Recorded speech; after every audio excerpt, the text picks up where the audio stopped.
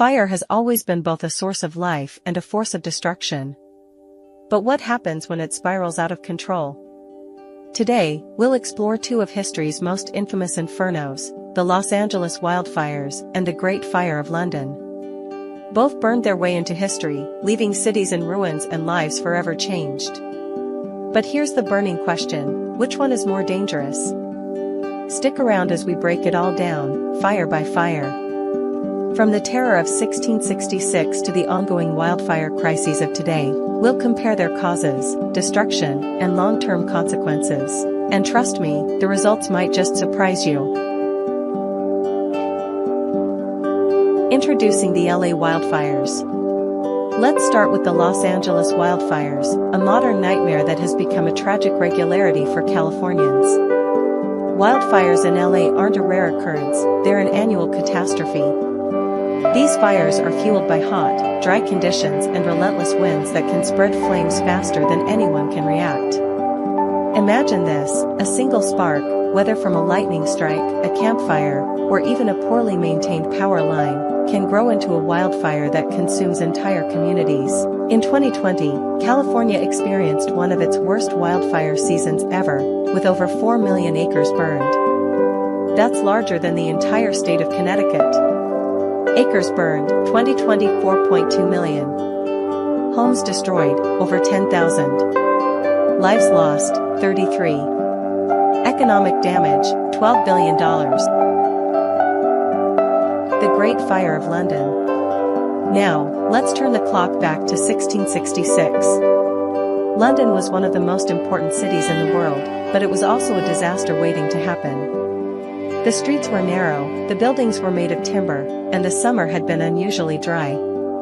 It all began in a bakery on Pudding Lane. A careless mistake, a fire left smoldering, quickly turned into an uncontrollable blaze. Within hours, the flames spread across London, consuming everything in their path. With no fire brigades to stop it, the fire raged for 4 days, destroying over 13,000 homes and leaving an estimated 80,000 people homeless. Imagine nearly the entire population of the city displaced in just a matter of days. Homes destroyed, 13,200. Churches burned, 87. Deaths recorded, fewer than 10, though historians debate this. The Great Fire didn't just destroy homes, it wiped out entire neighborhoods. Iconic structures like St. Paul's Cathedral were reduced to ash, and the financial district of London was obliterated. It was a catastrophe of unimaginable scale for its time. And here's the chilling part: there were no firefighters, no hydrants, no helicopters dropping water from above. People were forced to demolish their own homes to try and create fire breaks. But often, it wasn't enough. Comparing the two disasters. So, how do these two disasters stack up against each other? Let's break it down. First up, lives lost. The Great Fire of London surprisingly recorded fewer than 10 deaths, but many historians believe this number is inaccurate. Some victims may have been incinerated entirely, leaving no remains.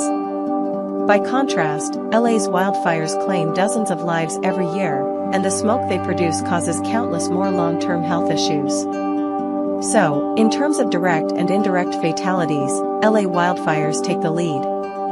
Great Fire of London, estimated 6 to 10. LA wildfires, 2020, 33 deaths, plus thousands affected by smoke. Economic impact. Now, let's talk money. The Great Fire of London caused an estimated £37 million in damages, an astronomical figure for the 17th century. Adjusted for inflation, that's about £8 billion or $10 billion today. 4. The role of climate and environment. To understand why these disasters happened, we need to look at the environments that made them possible. Los Angeles sits in a region prone to dry, hot weather, especially during summer and fall. Combine this with the infamous Santa Ana winds, which can reach speeds of up to 70 miles per hour, and you have a perfect recipe for wildfires. These winds don't just fan the flames, they literally throw embers for miles, sparking new fires in an instant. Add climate change into the mix, which has intensified droughts and extended wildfire seasons, and you get a disaster that feels almost inevitable. 4. The role of climate and environment. To understand why these disasters happened, we need to look at the environments that made them possible. Los Angeles sits in a region prone to dry, hot weather, especially during summer and fall. Combine this with the infamous Santa Ana winds, which can reach speeds of up to 70 miles per hour, and you have a perfect recipe for wildfires. These winds don't just fan the flames, they literally throw embers for miles, sparking new fires in an instant. Add climate change into the mix, which has intensified droughts and extended wildfire seasons, and you get a disaster that feels almost inevitable.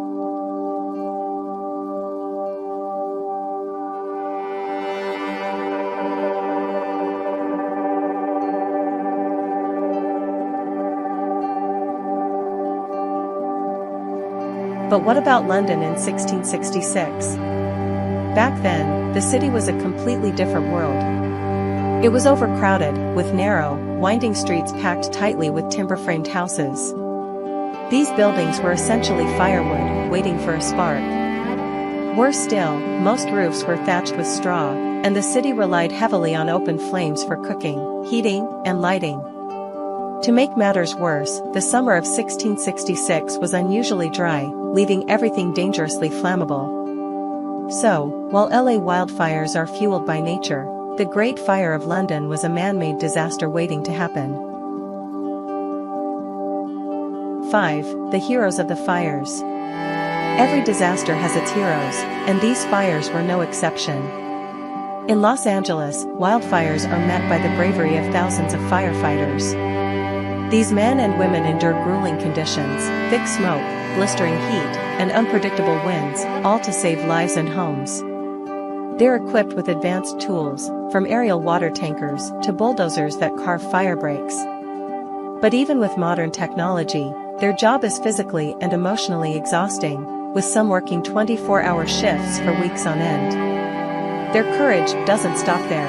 Many firefighters risk everything to rescue animals, from household pets to wildlife caught in the flames. In 1666 London, firefighting looked very different. The city had no professional fire brigade, so ordinary citizens had to step up. They formed human chains to pass buckets of water from the River Thames to the burning buildings. King Charles II himself joined the effort, rallying soldiers to demolish houses and create fire breaks. It was a desperate, chaotic response, but it showed the resilience of a city determined to survive.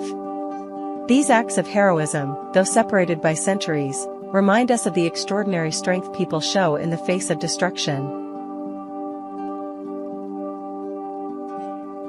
6. Lessons learned and unlearned. Both disasters left scars that shaped the future. After the Great Fire of London, the city underwent a dramatic transformation. Parliament passed new laws requiring buildings to be constructed from brick or stone, making the city far less flammable. Streets were widened to prevent fire from spreading so easily, and the first organized firefighting systems were introduced. London learned from its mistakes, and its recovery marked the beginning of modern urban planning. Los Angeles, however, tells a more complex story. Wildfires are a recurring threat, and while steps have been taken, like controlled burns to clear out dead vegetation and stricter building codes in fire-prone areas, the challenge is far from over. Climate change is making wildfires more intense, and urban expansion into fire-prone areas, known as the wildland-urban interface, has put even more people at risk. One thing is clear, the lessons of the past don't always stick. The Great Fire of London led to sweeping reforms, but LA's wildfire crisis shows that some problems are harder to solve. The question now is whether we can innovate fast enough to keep up with a rapidly changing climate, or whether these fires will continue to outpace us. So, whether it's the sprawling wildfires of Los Angeles or the historic devastation of the Great Fire of London, both disasters remind us of fire's power to destroy and to reshape the world. But these are just two stories in a long history of deadly infernos. In our next episode, we'll dive into some of the deadliest fires in history, from the Great Fire of Rome to the catastrophic bushfires of Australia. What caused them? Could they have been prevented? And what lessons do they still hold for us today? Hit that subscribe button and turn on the notification bell so you don't miss it. Thanks for watching, and we'll see you next time.